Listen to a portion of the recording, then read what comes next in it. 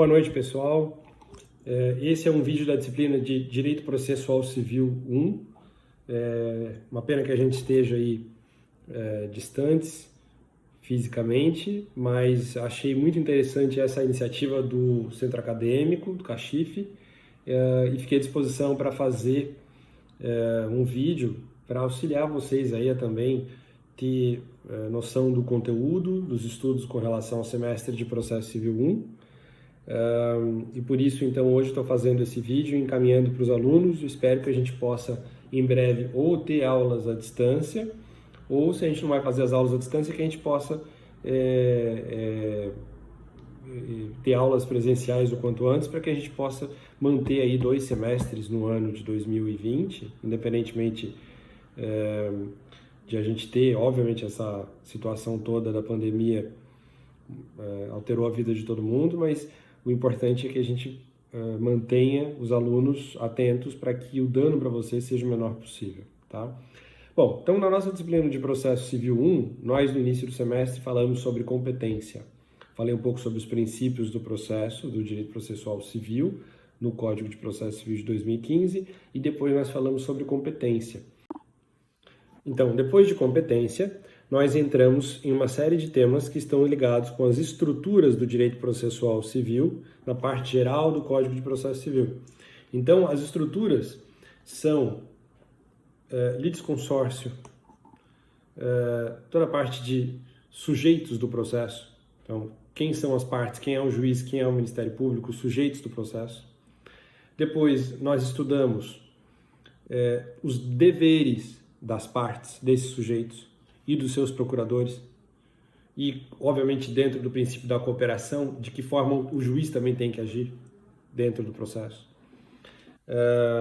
E aí, nós estudamos também honorários advocatícios. Eu faço uma comparação normalmente com honorários contratuais, mas esse é um tema também muito importante para se estudar. E aí, passar essa fase, estuda-se, eu prefiro muito entrar no procedimento comum para dar uma noção de procedimento e só depois falar sobre intervenção de terceiros, que é a intervenção de novos sujeitos dentro desse procedimento, além das partes. Então, entrando no procedimento, a gente vai estudar petição inicial, citação, contestação, todas as formas de defesa na contestação. Audiência de conciliação do artigo 334, hoje, tá? 334, artigo. Depois vamos estudar réplica, estudar a tréplica, estudar o saneamento do processo, tá? E aí, claro, depois disso, o que vem é a prova e alegações e sentença, tá? Mas o que eu quero que vocês vejam é que esse é o procedimento comum. E aí, antes de terminar a parte de prova, pela maneira como está hoje organizado o conteúdo nas ementas na UFSC, a gente analisa, estuda, primeiro, tutela provisória, né? E depois, normalmente, intervenção de terceiros. Mas aí é só uma inversão de ordem, porque a intervenção de terceiros dentro da ordem do Código viria logo depois de partes, procuradores, litisconsórcio, aí entra intervenção de terceiros. Eu prefiro que vocês já tenham um pouco de noção de como funciona o procedimento, estudem intervenção de terceiros, porque tende a ficar, sob o prisma procedimental, mais fácil de entender. E aqueles que já fazem estágio também vão entender um pouco melhor sobre como é que é o funcionamento disso no estágio. Então, dá um pouquinho mais de tempo de faculdade para a pessoa estudar a intervenção de terceiros, já que a intervenção de terceiros é um tema que está ligado com o procedimento, você trazer o terceiro, mas também está ligado com muitas questões de direito material. Por exemplo, chamamento ao processo, a responsabilidade é solidária. Na denunciação da lide, a responsabilidade é subsidiária. A distinção processual é, no fundo, uma distinção cuja origem é do direito material. Então, certos temas dependem de um pouquinho mais de maturidade, convivência com o direito, e quanto um pouquinho mais de tempo que a gente ganha no semestre para estudar isso, tende a ficar mais fácil para aprender no final do semestre. Ok? Então, esses são os temas que a gente vai estudar assim que as aulas voltarem, e eu vou apresentar para vocês agora, dentro dessa ordem que eu falei, eu vou apresentar para vocês agora quais são os livros que eu acho que valem a pena. Eu falei um pouco sobre isso no começo, nas primeiras aulas, mas volto a falar de novo, né? Então, eu diria que o curso de processo civil do professor Luiz Guilherme Marinoni é um bom livro, tá? Junto com o professor Sérgio Arinhart, professor Daniel Mitidiero. É um curso que vale a pena vocês estudarem por ele. Além desse curso, eu diria que bastante, o pessoal gosta bastante, com algumas ideias muito específicas, mas também é bastante didático. O livro do professor Fred Didier, ok? O curso dele, e aí nesse caso sugiro que seja o volume 1, que o volume 1 vai tratar da parte geral e do processo de conhecimento, do processo civil. E para aqueles que querem, né, mais uma leitura sugerida de qualidade, eu indicaria as lições de direito processual do professor Alexandre Freitas Câmara, ok? As lições de direito processual do professor Alexandre Freitas Câmara. Tá? Então eu diria que esses são os principais livros aí com relação a essa parte da matéria. Como uma bibliografia secundária, eu indicaria alguns outros livros que seriam interessantes. Na parte da tutela provisória, tem o livro do Leonardo Silva Ribeiro, uma parte muito importante da matéria, porque diz respeito às liminares, antecipação de tutelas, medidas cautelares, aquilo que salvaguarda o direito da parte enquanto o processo vai correndo, já que existe uma demora inerente também, um amadurecimento inerente, portanto, ao processo para o julgamento do mérito. Então, além do livro do Leonardo Silva Ribeiro, eu indico esse meu livro, que é Tutela Provisória, né, sobre essa parte da matéria, uma parte importante. Poucos anos atrás, 2 anos atrás, eu publiquei um livro sobre aspectos polêmicos do CPC de 2015 também. Vários dos temas que a gente vai estar discutindo, como bibliografia secundária, eu acho interessante. Eu tenho redigido um curso, já estou aí na segunda metade, mas não vou conseguir terminar isso, pelo menos se eu conseguir terminar no final desse ano, aproveitando aí a pandemia, para os próximos semestres, vai ser bom, mas para vocês certamente ainda não vai estar pronto. Mas esses são os autores que eu indico para que vocês possam fazer os estudos, tá? Bom, quais são os pontos da matéria que eu acho que vocês devem focar muito em processo civil 1? Primeiro, entendam os sujeitos processuais, né? Entendam quem é parte. Vamos falar um pouquinho de parte, então. Vejam. Existem dois critérios para você entender o conceito de parte. 2 critérios. Segundo o aspecto formal, critério formal, parte é o sujeito que constitui a relação jurídica processual. É aquele que propõe a ação e aquele em face de quem a ação é proposta. Portanto, partes são autores e réus. Então, sob o prisma formal, esse é o conceito de parte. No entanto, o processo possui sujeitos que não são apenas as partes, ok? O processo também possui o juiz, obviamente, que vai julgar a causa, possui o Ministério Público, ele possui sujeitos secundários, não são primários, não são aí atores essenciais do processo, mas são sujeitos processuais secundários, que são, por exemplo, a testemunha, o perito, o escrivão, o oficial de justiça. Então, todos esses têm funções específicas e são sujeitos processuais também mais secundários. Agora, vejam, a parte, ela é o principal dos sujeitos, né? O processo existe por conta do direito e de interesse dela, especialmente o processo civil individual. E a parte também tem um conceito material, ok? Não é só o conceito formal. Então, o conceito material de parte é o seguinte: parte, segundo o conceito material, é aquela pessoa cujos interesses e cuja esfera jurídica será diretamente atingida pela decisão, ok?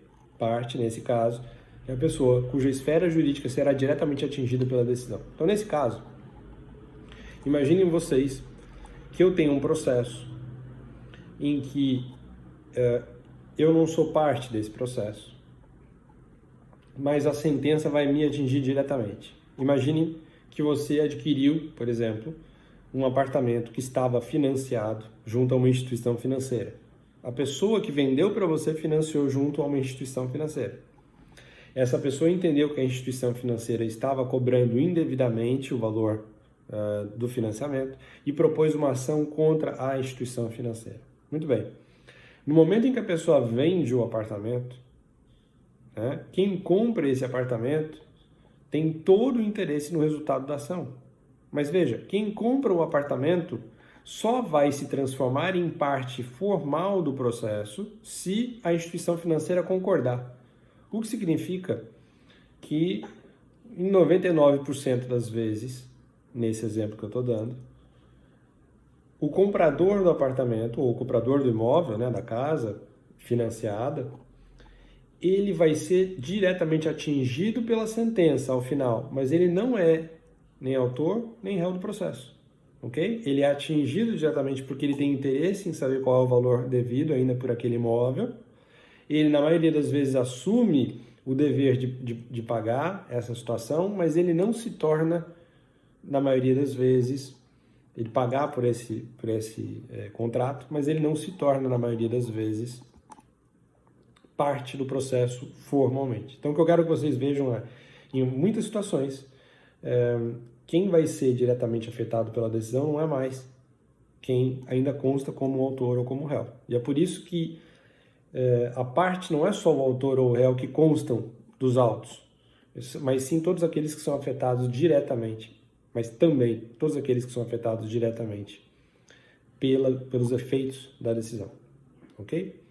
Então vejam, quais são os sujeitos processuais primários, além das partes? O juiz e o Ministério Público, claro, nos casos em que ele atua, né? O juiz é essencial porque ele administra o processo, o juiz aplica, de acordo com os fatos e com base nas provas, o direito ao caso, mas ele também conduz, então ele tem uma figura de julgamento e também uma figura de gestão. No âmbito do processo, o juiz conduz o procedimento como um todo. Então, ele aplica a lei processual e aplica a lei material. E ao aplicar a lei processual, o juiz lidera a condução, a gestão do processo.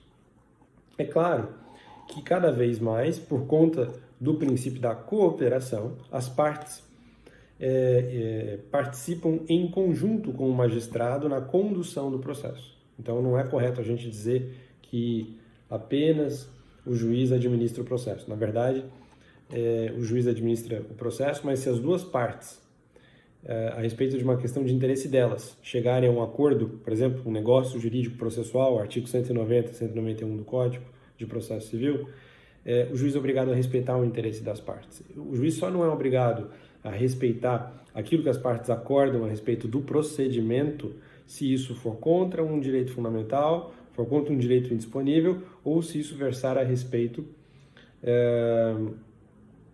for contra uma garantia constitucional do processo, por exemplo, né?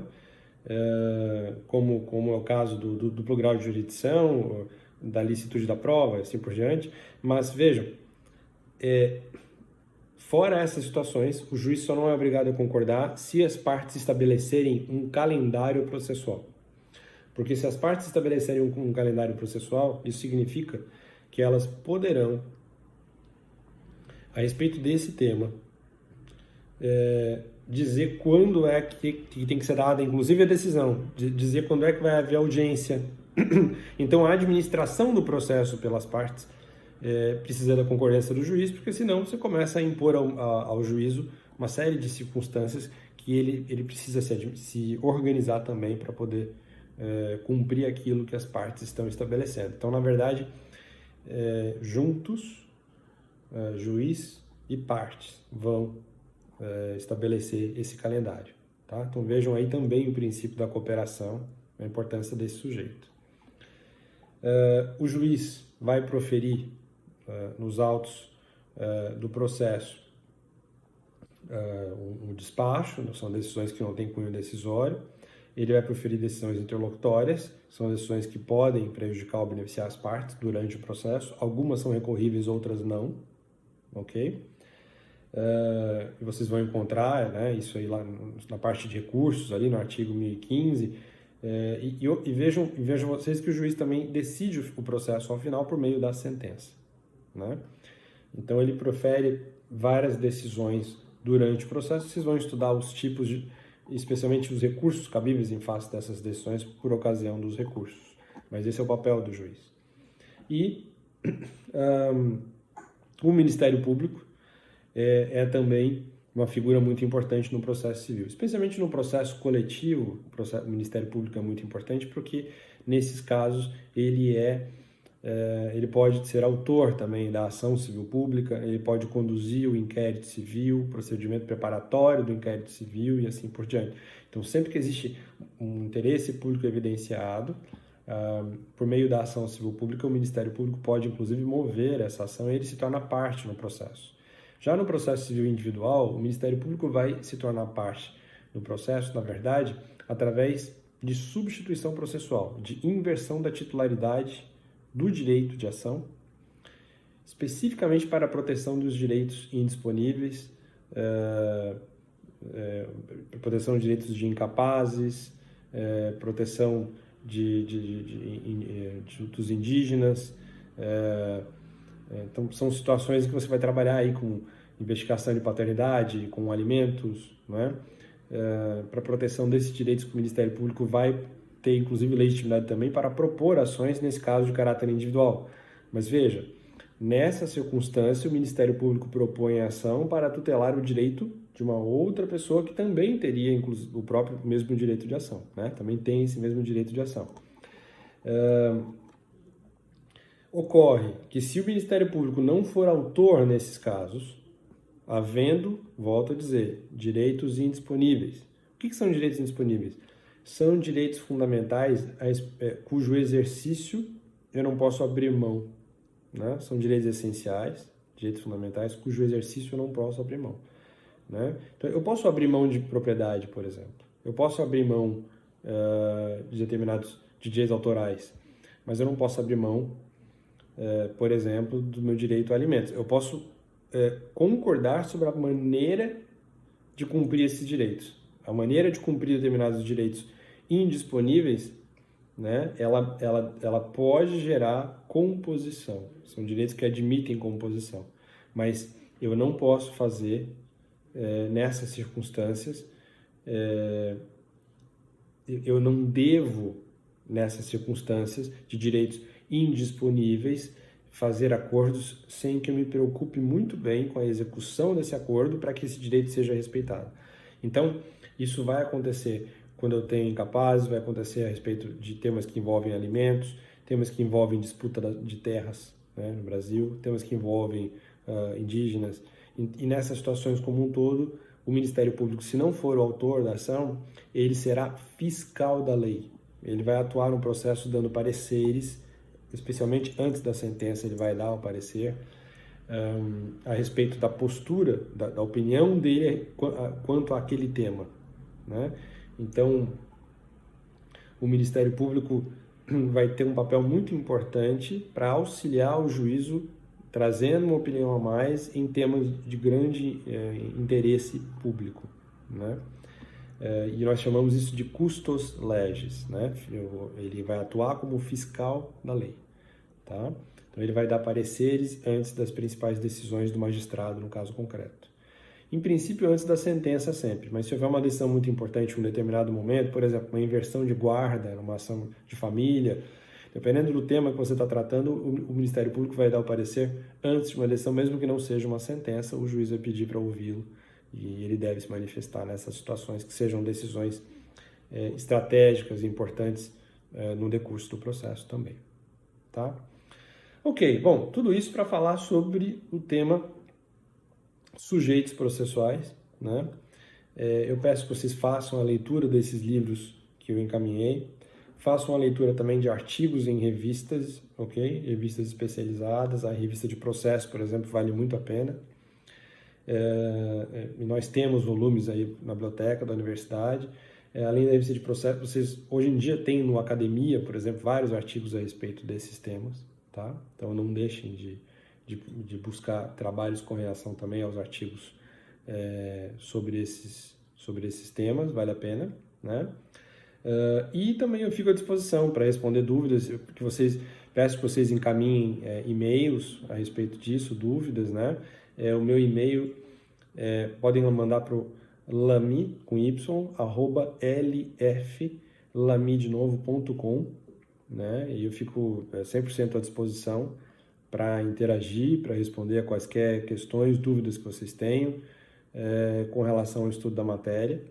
E eu espero realmente que a gente possa se ver em breve e também espero que a gente possa ter uma regulamentação a respeito das aulas à distância, porque eu não vejo motivo, desde que a gente acerte uma maneira de os colegas que não puderem ter acesso aos computadores terem acesso a esses computadores, eu não vejo motivo para que a gente não faça isso, não se dedique para realmente fazer essas aulas, né? Nas discussões que a gente tem tido com os professores, eu tenho me esforçado pelo menos tenho dado essa posição, essa opinião com relação a esse tema, tá? Muito bem. Só para terminar a parte de sujeitos processuais, vamos falar um pouquinho dos sujeitos processuais secundários, então. Os sujeitos processuais secundários são aqueles que não são protagonistas da relação processual, né? Não estão nos vértices da relação processual, não são, por exemplo, também o Ministério Público, nos casos em que ele atua, mas que são essenciais para o desenvolvimento dos atos procedimentais. Por exemplo, eu só consigo comunicar ao réu de que existe uma ação contra ele se eu fizer a citação desse réu. E a citação do réu pode ser feita pelo correio, a citação pode ser feita através de edital, se eu não conseguir fazer qualquer outra forma de citação. Então, a citação é o mais importante ato de comunicação processual, né? E a citação é feita pelo oficial de justiça. O oficial de justiça, se não for feita pelo correio, se não for feita de outras formas, né, a citação por mandado é feita por um mandado cumprido pelo oficial de justiça. Não é mandato, é mandado, é uma ordem, é um mandado pelo juiz. Foi mandado pelo juiz, ok? E esse mandado cumprido pelo oficial de justiça vai fazer com que o réu saiba que existe uma ação contra ele e vai fazer com que, uma vez juntado esse mandado, o réu inicie o prazo para que ele ou conteste direto nos casos em que os juízes não estão fazendo audiência de conciliação, do artigo 334, ou esteja ciente para participar da audiência de conciliação nos juízes que estão fazendo essa audiência. Então, o que eu quero que vocês vejam dentro dessa estrutura, a importância do oficial de justiça. Também cabe ao oficial de justiça cumprir decisões. O oficial de justiça vai cumprir uma série de decisões, ele vai executar muitas decisões importantes. É ele, por exemplo, que executa um despejo, é ele, por exemplo, que executa uma inversão de guarda, né? O oficial de justiça, em muitas situações, vai lidar com ordens delicadas do juiz e ele é a pessoa que vai, com o máximo de bom senso possível, executar essas ordens, tá? Então, o cumprimento de decisões judiciais também fica a cargo, muito, né, na medida do possível, dos oficiais de justiça, tá? Além do oficial de justiça, nós temos o escrivão. O escrivão é alguém muito importante porque ele organiza o trabalho do cartório, né? Ele dá certidões a respeito do andamento dos processos. Então, ele é alguém muito importante porque cabe ao juiz e ao seu gabinete julgar os casos, analisar os processos, organizar a forma de gerir os processos, mas eles precisam de um secretariado e de uma organização muito grande a respeito do trâmite dos processos, sob o prisma da organização do cartório, né? Então, eu tenho o gabinete do juiz, né? A unidade jurisdicional tem o gabinete do juiz, mas ela tem também um cartório que procede a toda a evolução procedimental, por exemplo, a juntada de um documento, a juntada de um AR, a certidão que as partes pedem, tudo isso não passa diretamente pelo juiz. Existem alguns despachos, inclusive hoje, que é o escrivão, realmente, que vai fazer nos autos do processo, tá? Então, essa é mais uma circunstância que demonstra a importância do escrivão, um outro sujeito processual muito importante, tá? Depois, além do escrivão, também é um sujeito processual secundário, o perito, né? Sempre que eu preciso de uma prova que não está ligada ao documento e que também não está ligada com uma vistoria, ou não está ligada com, melhor dizendo, não está ligada com o documento, não está ligada com uma testemunha, né? E que depende de conhecimentos técnicos especializados, eu buscarei a prova através de uma perícia.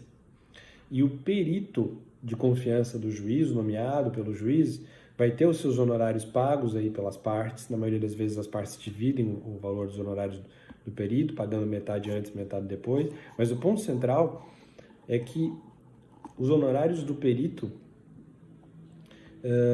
existem porque, queira ou não, o tipo de conhecimento que ele vai trazer ao processo é essencial para o julgamento. É um conhecimento técnico, né? Eu posso ter um perito a respeito de incêndio, eu posso ter um perito a respeito de acidente de trânsito, né? Então, o tipo de conhecimento que o perito tem é central e essencial para o processo, e esse conhecimento vai fazer com que o juiz possa julgar, utilizando como fundamento do julgamento temas absolutamente distintos do conhecimento puramente jurídico, né? Daí a importância também do perito.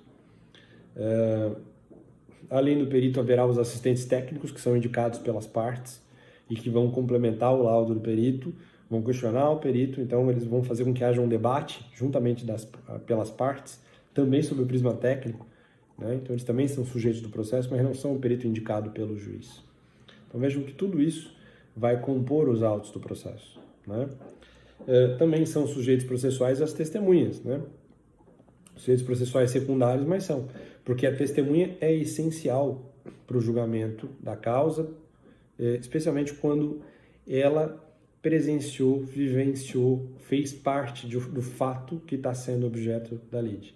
Por exemplo, você está discutindo uma situação de acidente de trânsito, quem presenciou o acidente de trânsito. Você está percebendo uma situação de descumprimento contratual, né? Então, a pessoa que estava presente quando da formação do contrato, tudo aquilo que envolveu a formação do contrato, né?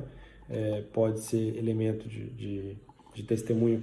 Então, não é só o que está escrito, a gente quer saber muitas vezes como as partes se comportaram ao longo da execução de um contrato.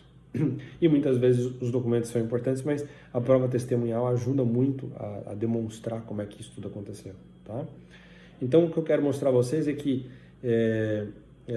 no jeito de família, a prova testemunhal é muito importante, né? Então, tudo aquilo que puder ser demonstrado através do conhecimento, da apreensão do conhecimento das pessoas que estavam envolvidas nos fatos, que são importantes para o processo, pode ser demonstrado através de uma audiência, chama-se instrução e julgamento, e nessa audiência as partes têm a oportunidade de arrolar testemunhas ou ouvir as testemunhas, sendo perguntadas as testemunhas tanto pelo juiz quanto pelos advogados das partes, tá? E assim como pelo Ministério Público, se o Ministério Público funcionar no feito, se esse feito versar sobre direitos indisponíveis também, tá? Ok, então essa foi uma introdução aí para o estudo dos sujeitos processuais. Peço que vocês fiquem atentos ao tema dos sujeitos processuais, façam as leituras, tá? E espero, como eu disse já anteriormente, que a gente volte a poder ter aulas presencialmente quanto antes, e se não for possível por conta da questão da pandemia, que a gente faça essas aulas à distância, tá? Como eu já passei meu e-mail para vocês, lami@lflami.com, fico à disposição para dúvidas também, indiquei aqui, né, os livros, ok? Então, muito obrigado pela atenção de vocês e vamos em frente. Cuidem-se, saúde, ok? Mantenham o equilíbrio, né? Mantenham um moral alto, cuidem da parte psicológica e cuidem da saúde, tá? Muito obrigado pela atenção. Tchau, tchau.